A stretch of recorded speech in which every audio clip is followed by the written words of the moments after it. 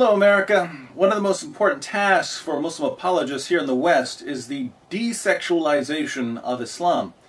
Islam allows sex with prepubescent girls, sex with up to 4 wives, sex with slave girls, sex with war captives. There was even a time when Islam allowed prostitution. It was called mutta. Sunnis believe that Muhammad eventually condemned the practice. Shias still believe mutta is okay. Muhammad had sex with at least 9 wives on the same day. Yes, Muhammad was allowed to break the 4-wife rule. After all, he was the one who was receiving the revelations. Nothing suspicious there. Muhammad had sex with his wife Aisha when she was 9 years old. He had sex with his female captives and his slave girls. And Muhammad, according to Surah 33:21 of the Quran, is the example that all Muslims are supposed to imitate. Islam proclaims that Muslim men who enter paradise will be given at least 72 virgins. We hear a lot about the number 72, but according to the Hadith, 72 virgins is the minimum. A really good Muslim will receive far more women in paradise. According to Ibn Kathir, the greatest Islamic commentator of all time, Muslims in paradise will be able to have sex with 100 virgins a day. And in case Muslims are worried that they won't have the strength for that much sex, Muhammad promised that Allah will give them miraculous sexual abilities, including eternal erections. Now in the West, Muslims want to portray Islam as the pure, holy, uncorrupted worship of Allah. Islam's about modesty and self-control and decency. But when we open the Muslim sources and find a far greater emphasis on sex than we find in America or in any of the cultures Muslims routinely condemn, we start getting suspicious. We start asking questions. And when people start questioning and criticizing Islam, what do? You reinterpret your scriptures to make your religion more palatable to your audience. And this is the standard practice for many Muslims in the West. What's disturbing is that some of the top American television networks are now totally on board with the project. They're actually helping Muslims water down Muhammad's teachings in order to make Islam more attractive to Westerners.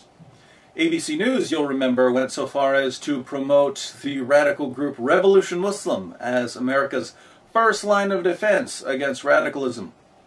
ABC has dedicated some of their best reporters to the task of painting a rosy picture of Islam. So, ABC, let's focus on just one of the questions you answered for us in your 2020 special. What about all those virgins in paradise? That's a concern to some of us in the West. Do you think you could get someone to reinterpret Muhammad's teachings for us?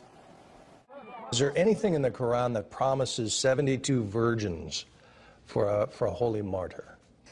I don't see any evidence in the Quran for the pledge of 72 virgins. This notion of 72 virgins actually comes from a mistranslation, with the real translation being 72 raisins. And other more modern books distort the scripture even more. 72 raisins? 72 raisins. 72 raisins? 72 raisins. Raisins? 72 raisins. These things? 72 raisins. Why not just go to the grocery store? 72 raisins.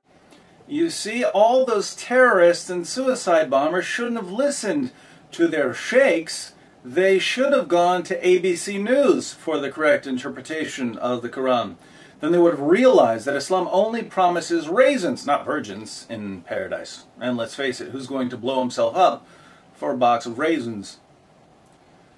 Irshad Manji claims that the term huris should be translated as raisins. Now, just to make this easy for Miss Manji, I'm going to throw out all of the hadith, all of the Sirah literature, all of the commentaries, and all of their clear descriptions of sex with huris. That's where we get the real details about Muhammad's paradise. But let's just go with the Quran on this one.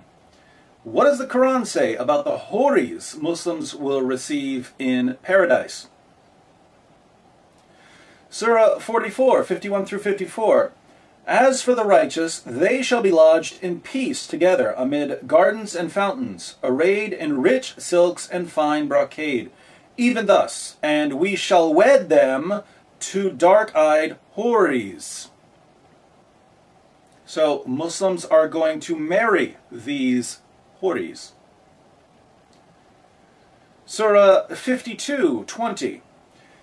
They will recline with ease on thrones arranged in ranks, and we shall marry them to houris, female fair ones, with wide, lovely eyes.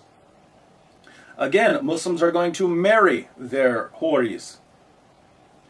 Surah 55, 54 through 56, they shall recline on couches lined with thick brocade, and within reach will hang the fruits of both gardens. Which of your Lord's blessings would you deny? Therein are bashful virgins, whom neither man nor genie will have touched before. Bashful virgins never touched by man or by genies. Surah 55, 70 through 74. In each of the gardens there shall be virgins chaste and fair. Which of your Lord's blessings would you deny?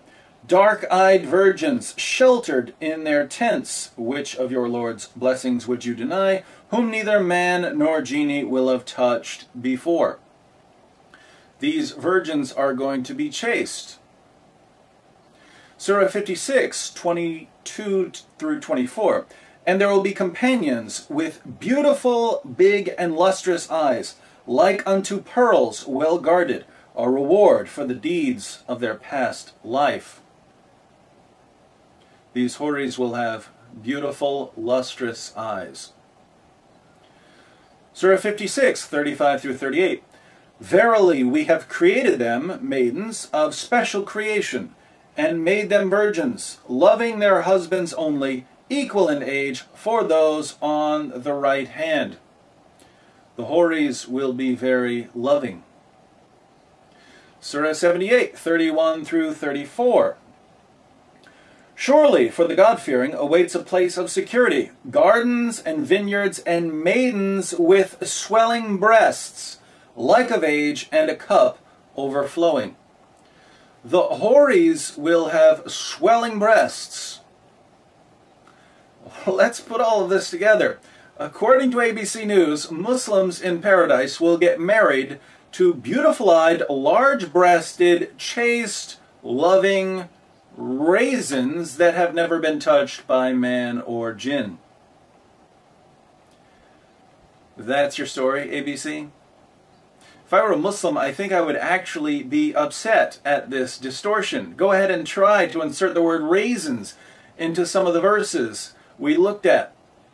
And we shall marry them to raisins with wide, lovely eyes. Surely, for the God-fearing awaits a place of security, gardens and vineyards and raisins with swelling breasts.